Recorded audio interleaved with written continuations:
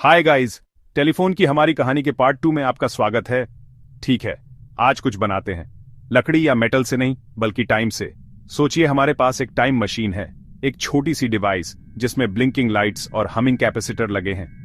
हम एक ट्रिप पर जा रहे हैं। हमारा मिशन आपकी जेब में रखे उस ग्लास और मेटल के स्लैब का सीक्रेट इतिहास जानना। हम इसकी फैमिली ट्री को ट्रेस करेंगे, बिल्कुल इसके ग्रेट ग्रेट ग्रैंड पेरेंट्स तक। तो कसकर पकड़ लो, मैं स्विच ऑन कर रहा हूं और एक हल्की सी हमिंग साउंड के साथ हम आज से बाहर निकल रहे हैं 16 सितंबर 2025 और एक बहुत शांत धीमी दुनिया में। हम खुद को 18वीं सदी के आखिर के एक कमरे में पाते हैं। कोई टेलीविजन नहीं, कोई रेडियो नहीं, बस एक गैस लैंप की धीमी आवाज। अचानक एक तेज लगातार बजने वाली आवाज हवा में भर जाती है। ये एक घंटी है जो दीवार पर एक लकड़ी के बॉक्स से जुड़ी है। एक आदमी चलकर आता है, एक भारी 2 टुकड़ों वाला यंत्र उठाता है। सुनने के लिए अलग पार्ट, बोलने के लिए अलग पार्ट। वे इसमें चिल्लाते हैं, हेलो, क्या आप वहां हैं? तो ये शुरुआती टेलीफोन आखिर काम कैसे करता है? चलो थोड़ा हाथ गंदे करते हैं और इसका अंदरूनी हिस्सा देखते हैं। ये साइंस का एक ब्यूटीफुल पीस है। जब आप बोलते हैं तो आपकी आवाज साउंड वेव्स बनाती है, जो असल में हवा में ट्रैवल करती हुई वाइब्रेशंस होती है।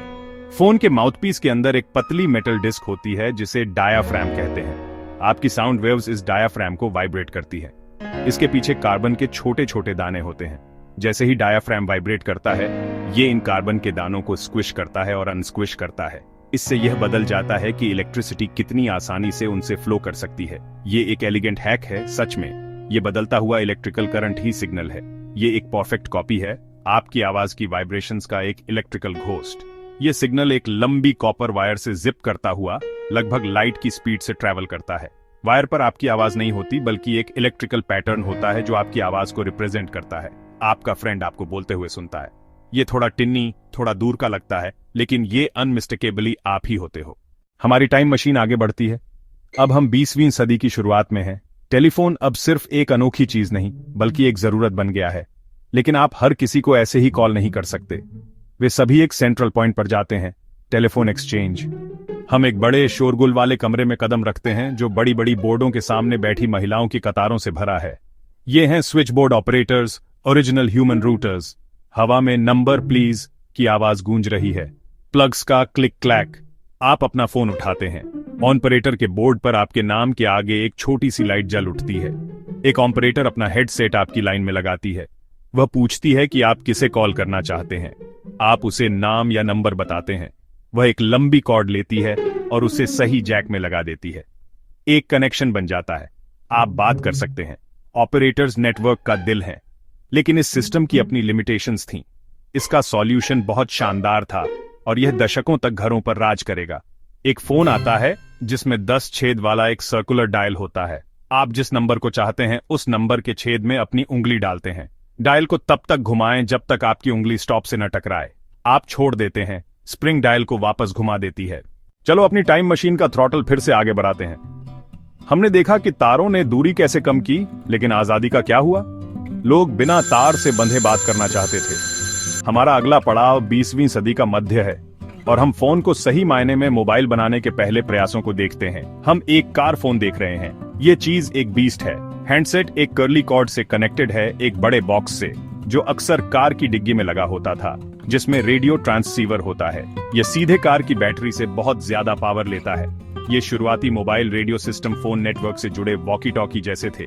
उन्होंने एक शक्तिशाली रेडियो ट्रांसमीटर का इस्तेमाल किया, एक सिंगल लंबे एंटीना के साथ, जो आमतौर पर शहर के सबसे ऊंचे पॉइंट पर लगाया जाता था। इस एक एंटीना को एक बहुत बड़े एरिया को कवर करना होता था, शायद पूरे मेट्रोपॉलिटन रीजन को। क्योंकि इसमें एक बड़ा चैनल यूज होता था, उस पूरे एरिया में एक बार में केवल एक ही व्यक्ति कॉल कर सकता था। बड़ा ब्रेक थ्रू एक सिंपल, शानदार आइडिया से आया। पूरे शहर को कवर करने के लिए एक बड़े पावरफुल एंटीना का यूज करने के बजाय क्या हो अगर आप बहुत सारे छोटे लो पावर एंटीना का यूज करें? आप शहर को छोटे छोटे एरिया के हनीकॉम्ब पैटर्न में डिवाइड कर सकते हैं। अब हम 90s के दशक में कूदते हैं। ब्रिक फोन छोटे होते जा रहे हैं, ब्रीफकेस में फिट हो रहे हैं और फिर आखिर में पॉकेट्स में भी। लेकिन वे अभी भी ज्यादातर बात करने के लिए ही हैं। इस बीच एक अलग तरह का डिवाइस सामने आ रहा है, PDA, पाम पायलट जैसे डिवाइस एक डिजिटल ब्रेन एक्सटेंशन की तरह थे। वे फोन नहीं थे, लेकिन वे पॉकेट साइज कंप्यूटर थे। आप अपने कॉन्टैक्ट्स को स्टोर कर सकते थे, अपने कैलेंडर को मैनेज कर सकते थे एक मोनोक्रोम स्क्रीन पर एक छोटे प्लास्टिक स्टाइलस का उपयोग करके नोट्स ले सकते थे। वे एक ऐसे भविष्य की झलक थे जहां आपकी इंपॉर्टेंट इंफॉर्मेशन आपके हाथ में रहती थी, न कि एक पेपर से भरे बाइंडर में। इनमें से कुछ पीडीएस ऑनलाइन होने लगे। उन्होंने भद्दे क्लमजी मॉडेम्स का इस्तेमाल किया, एक डेस्कटॉप कंप्यूटर के साथ सिंक करने के लिए इंफ्रारेड कनेक्शंस का इस्तेमाल किया। फिर कुछ ने सीधे इंटरनेट से कनेक्ट होने की कोशिश की, लेकिन यह एक स्लो निराशाजनक एक्सपीरियंस था। वेब को बड़ी स्क्रीन और तेज वायर्ड कनेक्शंस के लिए डिजाइन किया गया था। एक छोटी लो रेजोल्यूशन पीडीए स्क्रीन पर वेब पेजेस एक उलझा हुआ गड़बड़ थे, लेकिन आइडिया तो वही था। क्या होगा अगर आपका फोन व डिवाइस, जो पहले से ही एक वायरलेस नेटवर्क से कनेक्टेड था, आपका पीडीए भी बन जाए? The anatomy of a modern miracle inside the smartphone. और अब हमारी टाइम मशीन हमें लेट 2000s में ले आती है और दुनिया हमेशा के लिए बदल जाती है। हम मॉडर्न स्मार्टफोन के जन्म के गवाह बन रहे हैं। यह डिवाइस एक क्वांटम लीप है। यह एक पावरफुल कंप्यूटर है, एक हाई क्वालिटी कैमरा है, एक जीपीएस नेविगेटर है, पूरे इंटरनेट के लिए एक खुला दरवाजा है। सब कुछ एक स्लिम डिवाइस में पैक है जो आपके हाथ में फिट हो जाता है। तो चलिए वही करते हैं जो हम सबसे अच्छा करते हैं, इसे खोलते हैं और देखते हैं कि यह कैसे काम करता है। फोन का दिल एक छोटा सा सिलिकॉन का टुकड़ा है जिसे एसओसी या सिस्टम ऑन अ चिप कहते हैं।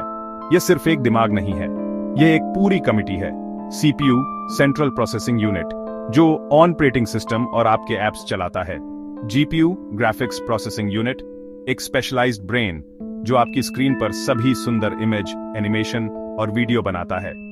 मेमोरी कंट्रोलर्स, वाईफाई के लिए, रेडियो, ब्लूटूथ, सेलुलर नेटवर्क, ये सभी कंपोनेंट्स जो कुछ साल पहले एक डेस्कटॉप कंप्यूटर केस भर देते, अब मिनिएचराइज्ड हो गए हैं और आपके अंगूठे के नाखून के आकार की चिप पर पैक हैं।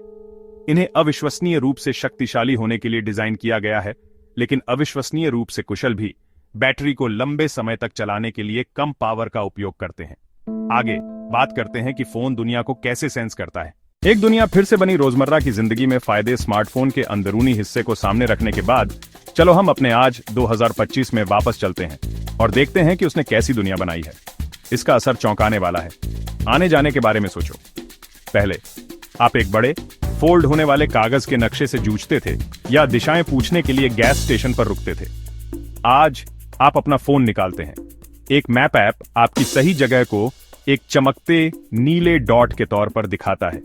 यह रियल टाइम ट्रैफिक को ध्यान में रखते हुए सबसे अच्छा रास्ता बताता है और एक शांत आवाज आपको हर मोड़ बताती है। यह आपको बता सकता है कि अगली बस कब आ रही है। यह आपको बता सकता है कि सबसे पास वाली शेयर की हुई बाइक कहां है। इसने भौतिक जगह के साथ हमारे रिश्ते को पूरी तरह से बदल दिया है। सोचो हम लोगों से कैसे जुड़ते हैं। लंबी दूरी की कॉल पहले महंगी, खास मौकों पर होने वाली घटनाएं थीं। अब हम वाईफाई पर मुफ्त में दुनिया के दूसरे छोर पर बैठे परिवार के सदस्य को वीडियो कॉल कर सकते हैं।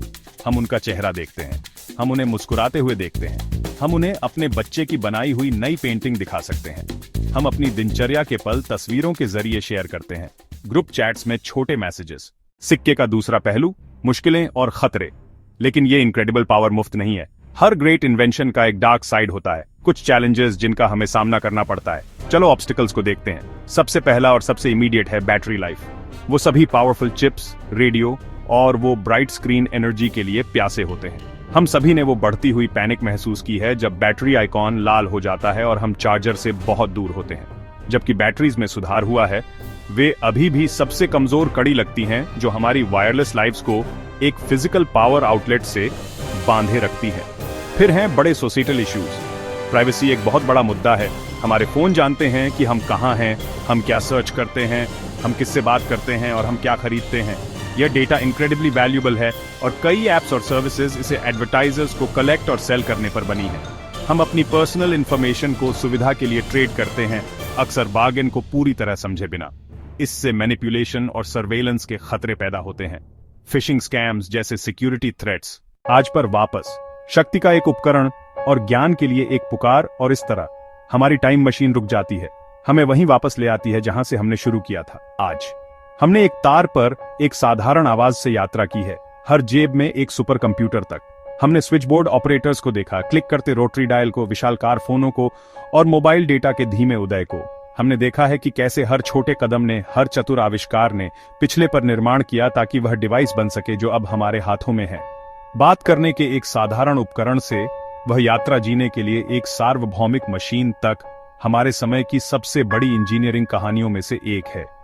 अब चारों ओर देखते हुए हम इस कहानी के परिणाम हर जगह देखते हैं।